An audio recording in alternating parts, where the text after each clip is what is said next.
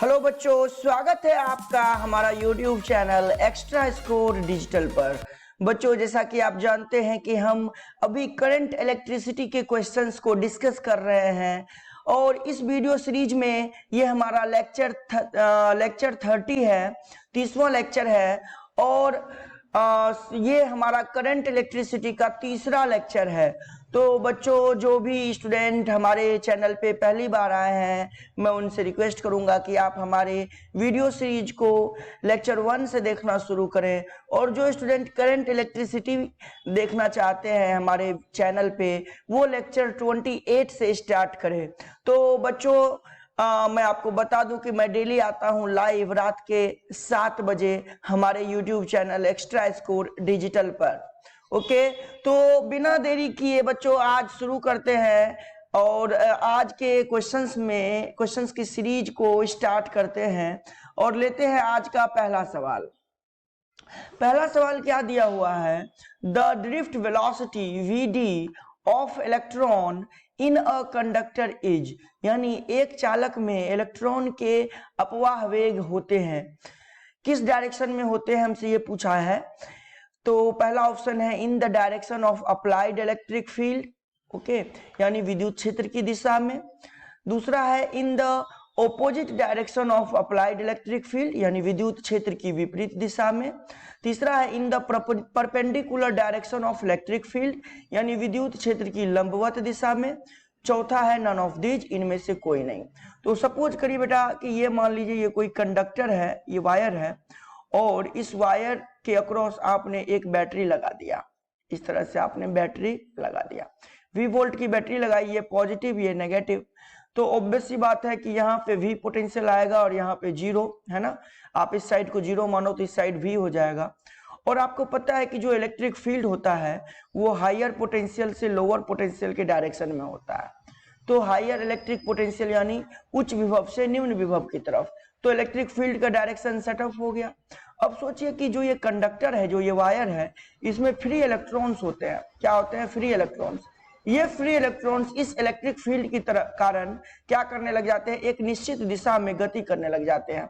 क्योंकि electron negatively charge होता है तो उसके ऊपर जो फोर्स लगेगा इलेक्ट्रॉन के ऊपर, वो लगेगा -E इंटू ई, यानी इलेक्ट्रिक फील्ड के ऑपोजिट डायरेक्शन में। यानी इस डायरेक्शन में फोर्स लगा और इस डायरेक्शन में फोर्स लगने की वजह से ये इलेक्ट्रॉन किस इलेक्ट्रिक फील्ड के ऑपोजिट डायरेक्शन में मूव करना स्टार्ट कर देंगे और एक्सेलरेट होना शुरू कर देंगे। ओके, तो इसी स्पीड को यहाँ पे हम लोग ड्रिफ्ट स्पीड बोलते हैं, जो एक्चुअली क्या होता है? इलेक्ट्रिक फील्ड के ऑपोजिट डायरेक्शन में होता है। किस डायरेक्शन में? ऑपोजिट डायरेक्शन में। होता क्या है कि ये इलेक्ट्रॉन इलेक्ट्रिक फील्ड के प्रेजेंस में क्या करते हैं? सबसे पहले एक्सेलरेट होते हैं और एक्सेलरेट होने के बाद अपने नियर बाय एटम या आयन से जाके टकरा जाते हैं। टकराते ही उनका स्पीड जो हो जाता है, जो वो 0 हो जाता है। फिर से इलेक्ट्रिक फील्ड के इन्फ्लुएंस में आकर के फिर से एक्सेलरेट होते हैं, फिर से टकराते हैं दूसरे इलेक्ट्रॉन या आयंस से और उसके बाद फिर अपनी स्पीड 0 कर लेते हैं। इस तरह से सारे इलेक्ट्रॉन के पास कुछ एक एवरेज स्पीड आ जाता है। उसी स्पीड को हम लोग ड्रिफ्ट स्पीड बोलते हैं और ये स्पीड जो होता है वो इलेक्ट्रिक फील्ड के ऑपोजिट डायरेक्शन में होता है। तो ऑप्शन बी इसका करेक्ट आंसर हो जाएगा। चलिए बच्चों आगे बढ़ते हैं। दूसरा सवाल क्या कह रहा है? क्वेश्चन में देखिए, if the temperature of conductor increases the average relaxation time, यानी कंडक्टर यानी चालक का जब तापमान बढ़ाते हैं तो औसत शिथिलन समय क्या होता है? इंक्रीजेज यानी बढ़ता है, डिक्रीजेज यानी घट जाता है। फर्स्ट इंक्रीजेज देन डिक्रीजेज यानी पहले बढ़ता है फिर घटता है। फर्स्ट डिक्रीजेज देन इंक्रीजेज, पहले घटता है फिर बढ़ता है। बच्चों क्या होता है? अभी मैंने आपको बताया कि जब हम टेम्परेचर को बढ़ाएंगे तो टेम्परेचर को बढ़ाने से क्या होगा? टेम्परेचर को बढ़ाने से जो इलेक्ट्रॉन्स होंगे उसके अंदर काइनेटिक एनर्जी बढ़ जाएगा, उसके अंदर का काइनेटिक एनर्जी इंक्रीज हो जाएगा। अगर उसके अंदर का काइनेटिक एनर्जी इंक्रीज हो जाएगा तो काइनेटिक एनर्जी के इंक्रीज होने की वजह से ये इलेक्ट्रॉन जो होंगे उनका कॉलिजन टाइम जो होगा वो डिक्रीज हो जाएगा, मतलब कोलिजन फास्ट होने लग जाएगा। क्यों? उसके अंदर क्योंकि ज्यादा काइनेटिक एनर्जी आ गया, ज्यादा काइनेटिक एनर्जी आ गया तो कोलिजन फास्ट होगा, कोलिजन जो होगा वो फास्ट होने लगेगा। और कोलिजन फास्ट होने का मतलब अब कोलिजन में समय कम लग रहा है, कोलिजन में समय कम लग रहा है तो हम क्या बोलते हैं कि कोई भी इलेक्ट्रॉन जब कोई दूसरे इलेक्ट्रॉन से टकराता है तो उनके टकराने, एक बार टकराने से लेकर दूसरे बार टकराने के बीच के समय को एवरेज रिलैक्सेशन टाइम बोलते हैं। पहली बार टकराने के बाद दूसरे बार जब टकराता है तो उनके बीच के समय को हम लोग बोलते हैं एवरेज रिलैक्सेशन टाइम। तो आपने क्या देखा कि टेम्परेचर बढ़ाने से काइनेटिक एनर्जी बढ़ा, काइनेटिक एनर्जी बढ़ाने से कोलिजन फास्ट होने लगा, कोलिजन फास्ट होने लगा तो कोलिजन का टाइम घट गया, कोलिजन का टाइम घट गया, इसका मतलब एवरेज रिलैक्सेशन टाइम भी घट जाएगा, डिक्रीज हो जाएगा, यानी शीतलन समय क्या हो जाएगा, डिक्रीज हो जाएगा, घट जाएगा। ओके बच्चों, चलते हैं तीसरा सवाल लेते हैं। तीसरा सवाल क्या दे रखा है, drift velocity of electron is given as, यानी इलेक्ट्रॉन का अपवाह वेग दिया जाता है। हमें ये बेसिक फॉर्मूला दिया हुआ है और हमें आंसर बताना है कि कौन सा होगा। क्योंकि देखो यहाँ पे जो फॉर्मूला दिया हुआ है उसमें वेक्टर का साइन है, ड्रिफ्ट वेलोसिटी पूछा है, वेक्टर का साइन है, तो हम वेक्टर के साइन में आंसर जब करेंगे तो हमने आपको बताया था कि कोई भी इलेक्ट्रॉन पे जो फोर्स लगता है उसको इलेक्ट्रोस्टैटिक फोर्स बोलते हैं, जब वो इलेक्ट्रिक फील्ड के प्रेजेंस में लगता है। किसके प्रेजेंस में? इलेक्ट्रिक फील्ड के प्रेजेंस में। तो अगर आप बात करो इलेक्ट्रोस्टैटिक फोर्स की, तो इलेक्ट्रोस्टैटिक फोर्स क्या लगा किसी इलेक्ट्रॉन पे? E इंटू ई, और इलेक्ट्रॉन के पास मास होता है तो उस फोर्स की वजह से वो इलेक्ट्रॉन एक्सेलरेट होना शुरू होगा। तो फोर्स को आप न्यूटन के सेकेंड लॉ से क्या लिखोगे? Mass into acceleration. यहां से एक्सेलरेशन का मान क्या हो जाएगा? माइनस ई अपॉन में एम। अब हमें वीडी पता करना है तो हम जानते हैं इक्वेशन ऑफ मोशन से, कहां से बेटा? इक्वेशन ऑफ मोशन से। इक्वेशन ऑफ मोशन से जानते हैं कि v बराबर u प्लस ए टी। अगर वेक्टर में लिखें तो इसको ऐसे लिखते हैं, जहां पे u क्या होता है? इनिशियल स्पीड, और v क्या होता है? फाइनल स्पीड, यानी प्रारंभिक वेग और अंतिम वेग। ओके, तो अगर बात करें v की तो यहाँ पे v जो v फाइनल है वो हमारा ड्रिफ्ट वेलोसिटी है। इनिशियल वेलोसिटी 0 है क्योंकि रैंडम मोशन जो होता है इलेक्ट्रॉन के पास उसकी एनर्जी के कारण वो रैंडम जो होता है वो 0 होता है। ओके, उसके बाद अगर बात करें एक्सेलरेशन की तो एक्सेलरेशन आप ले करके आए हो माइनस ई अपॉन में एम और इंटू टी। यहाँ पे टी को हम लोग टाउ से लिखेंगे बेटा, क्या से? टाउ से। तो यहाँ पे आपने देखा कि जो ड्रिफ्ट स्पीड आ जाएगा वो आ जाएगा minus E vector tau upon में एम। और यहाँ से देखिए कौन सा ऑप्शन सही हुआ, ऑप्शन सी हमको सही दिख रहा है।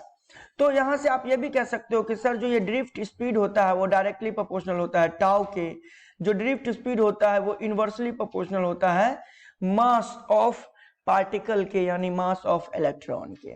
ओके, तो एक इस तरह से भी सवाल बन सकता है, ये भी इंपॉर्टेंट सवाल हो सकते हैं जो पूछे जा सकते हैं आपके एग्जामिनेशन में। ओके बच्चों, चलते हैं अगला सवाल लेते हैं, चौथा सवाल क्या दे रखा है? Drift speed of electron in a conductor is, यानी एक चालक में इलेक्ट्रॉन की अपवाह गति होती है।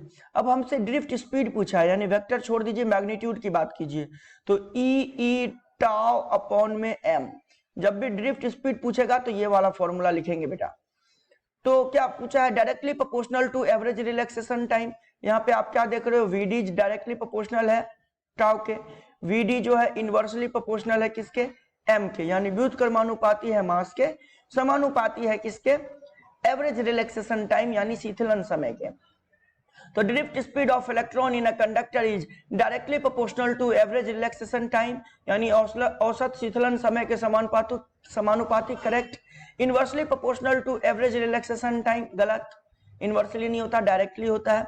Directly proportional to square of, गलत, ये भी स्क्वायर भी नहीं है, सिंपल टाउ है, सिंपल क्या है? टाउ है।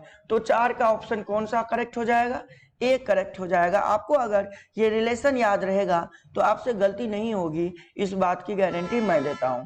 चलिए आगे बढ़ते हैं, लेते हैं 5वां नंबर का सवाल। 5वें नंबर का सवाल क्या दे रखा है?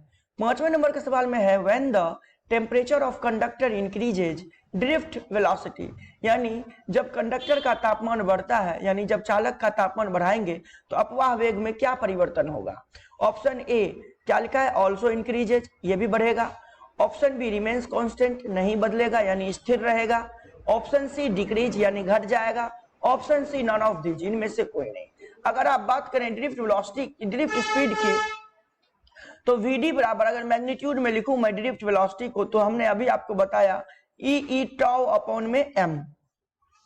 अब मैंने आपको बताया कि जब आप टेम्परेचर को इंक्रीज कर रहे थे तो एवरेज रिलैक्सेशन टाइम घट रहा था। क्या कर रहा था? घट रहा था। और यहाँ पे vd जो है वो टाउ के डायरेक्टली प्रोपोर्शनल है। अब चूंकि टाउ टेम्परेचर बढ़ाने से घटता है तो vd भी टेम्परेचर बढ़ाने से घटेगा, क्योंकि ये डायरेक्टली प्रोपोर्शनल है। तो ऑप्शन कौन सा सही हो जाएगा? डिक्रीजेज, है ना, यानी ऑप्शन सी। चलिए आगे बढ़ते हैं। छठा सवाल, छठा सवाल क्या दे रखा है? छठा सवाल दे रखा है the electric current passes through any cross sectional area A in any given time is given by, यानी विद्युत धारा किसी अनुप्रस्थ काट के क्षेत्र ए से किसी भी समय गुजरती है तो यह बराबर होती है। सिंपल सा फॉर्मूला है, फॉर्मूला याद रखिए कि किसी भी चालक के अनुप्रस्थ काट से यानी क्रॉस सेक्शनल एरिया ए से जब करंट पास होता है तो वो बराबर होता है आई बराबर N E A V D. I बराबर क्या होता है? N E A V D. तो यहां से आपका कौन सा आंसर सही हो गया? ये ऑप्शन सी सही हो गया, N E A V D. Okay बच्चों, चलते हैं 7वां सवाल लेते हैं।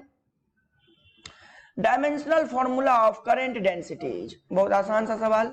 हमसे क्या पूछा? डायमेंशनल फॉर्मूला करंट डेंसिटी का, यानी धारा घनत्व का बीमीय सूत्र पूछा है। तो बीमीय सूत्र मैंने बताया हुआ है, जब भी कोई डायमेंशनल फॉर्मूला पूछे तो बेसिक फॉर्मूला याद रखो। जे बराबर आई बाय ए हमने कल याद कराया था। आई का करंट का डायमेंशन क्या होता है? ए। और एरिया का डायमेंशन क्या होता है? नीचे एरिया है बेटा L2, तो क्या बन जाएगा सर? ये ए एल का पावर -2। ओके, अब ए इसको लिख सकते हो m का पावर 0, L का पावर -2, T का पावर 0, A का पावर 1। देख लो, खत्म। कोई चीज लिखा हूं मैं तो m0, L का पावर -2, T का पावर 0, A का पावर 1। ऑप्शन बी में नहीं, ऑप्शन बी में m का पावर 1 है। ऑप्शन ए में देखो बेटा, ऑप्शन ए में मैच कर रहा है ना, तो ऑप्शन ए इसका करेक्ट आंसर हो जाएगा। ठीक है, तो क्वेश्चन नंबर 7 हो गया। क्वेश्चन नंबर 8 पे चलते हैं। क्वेश्चन नंबर 8 में क्या दिया हुआ है? The current density through any cross sectional area A vector is given as, यानी किसी भी अनुप्रस्थ काट क्षेत्र से धारा घनत्व का परिमाण होता है। सिंपल सी बात है सर, जे बराबर आपने पढ़ाया हमें आई बटा ए, यानी करेंट बटा में वो एरिया जहां से इलेक्ट्रॉन फ्लो कर रहा है। अब आई को क्या लिखा था सर? अभी आपने N E A V D लिखा था, और ए नीचे में है, ए से ए कट गया, यानी जे कितने के बराबर हो गया? एन ई वी डी के बराबर हो गया। ये लीजिए, खत्म। जे कितने के बराबर हो गया? N E V D. कहां दिख रहा है? ऑप्शन ए में। ओके बच्चों, तो ये चीज जो है, ये जो फॉर्मूला आज मैं करवा रहा हूं, इसको ध्यान से करिए, क्योंकि कल न्यूमेरिकल आने वाला है तो उसमें इसका जरूरत पड़ेगा। इसलिए आप लोग आज के क्लास को मिस मत करिए। यहाँ पे मैं कॉन्सेप्ट भी बता रहा हूं, जिससे कि आप फॉर्मूला कैसे लाएंगे और कैसे उसको मेमोराइज करेंगे। ओके, चलिए लेते हैं आज का 9वां सवाल। 9वां सवाल क्या दे रखा है? Mobility of a current carrier is given as, यानी एक धारावाहक की गतिशीलता का मान बराबर होता है। बेटा सबसे पहले मैं बता दूं कि मोबिलिटी, ये जो मोबिलिटी होता है इसको डिनोट करते हैं म्यू से। किससे? म्यू से। और ये होता किसके बराबर है? ये रेशियो होता है बेसिकली किसका? ड्रिफ्ट वेलोसिटी का और इलेक्ट्रिक फील्ड का।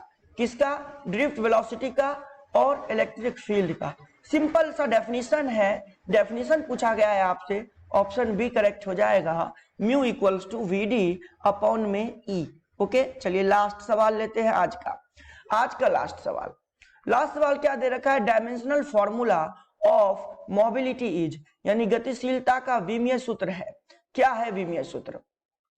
तो जब भी मैंने आपको बोला कि जब भी आपसे कोई भी विमीय सूत्र पूछे तो आप बेसिक फॉर्मूला याद रखिए।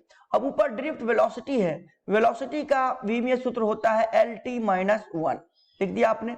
और इलेक्ट्रिक फील्ड का, तो इलेक्ट्रिक फील्ड का विमीय सूत्र निकालने के लिए फॉर्मूला लिखेंगे फोर्स पर यूनिट चार्ज, और फोर्स का होता है MLT-2, ये फोर्स का हो गया, और चार्ज का हो गया A × T। ठीक है, अब यहां से देखिए ML की ऊपर गया तो -3 हो जाएगा क्योंकि -2 पहले से है, और A का पावर -1। ये देखिए E का आ गया, तो E का जो डायमेंशनल फॉर्मूला है वो यहाँ पे लिख दीजिए, लिख दिए।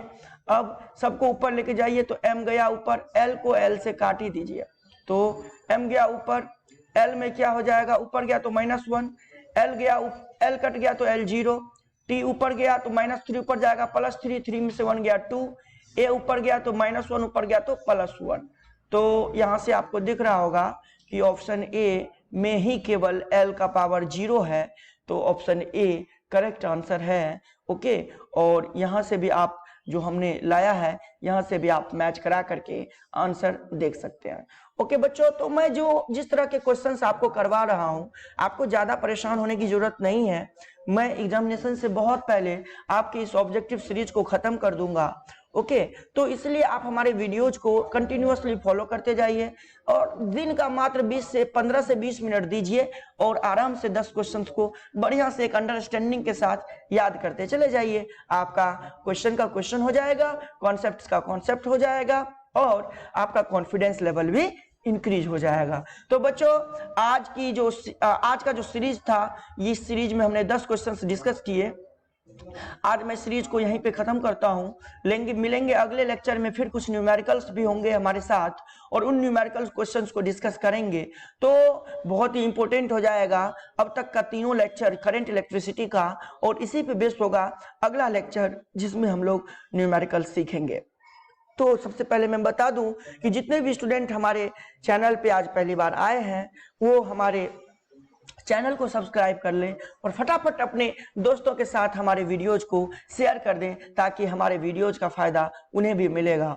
तो चलिए बच्चों, हम आपके अच्छे रिजल्ट की शुभकामना रखते हैं, शुभकामना करते हैं। हम चाहते हैं कि आप अपने आने वाले एग्जामिनेशन में अच्छा स्कोर करें।